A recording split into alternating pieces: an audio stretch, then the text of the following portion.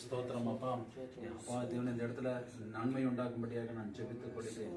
ஆண்டவர் ரட்சிகரமாக தேவன் எங்கள் பரிசுத்தமான பிதா எங்கள் ஆவியானவர் நீர் உதவி செய்வீராக. இயேசு கிறிஸ்துவின் வேறுபட்ட நாமத்தினால உங்களுக்கு விரோதமாக எழும்புகிற எல்லா பிசாசுடைய கிரியைகளானாலும் மனிதனுடைய கிரியைகளானாலும் இயேசு நாங்கள் அழிந்து போகும்படி நாங்கள் ஜெபிக்கிறோம்.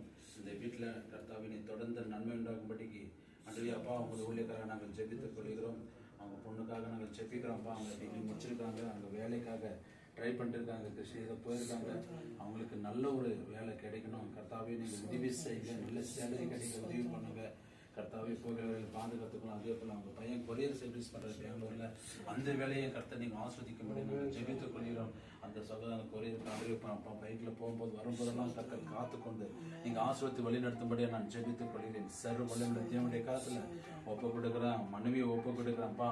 அவங்களை ஆஸ்வதிங்க. அவங்கள ஒர்க் பண்ணுறாங்க, அவங்களோட கூட உங்களுடைய கிருபை இருக்கட்டும். அவங்களை சுற்றிலும் அக்னி மதிலான வேலையெடுத்து கர்த்தர் காத்துக் கொள்ள முடியும் நாங்கள் ஜெபித்துக் கொள்கிறோம். சமாதானம் சமாதானம் அவங்க இதயத்தில் ஆளுகை செய்யும்படியாக நாங்கள் ஜெபித்துக் கொள்கிறோம். ஆண்டவரே நீர் உதவி செய்க கர்த்தாவே. மற்றபடி அன்றைய குடும்பத்தை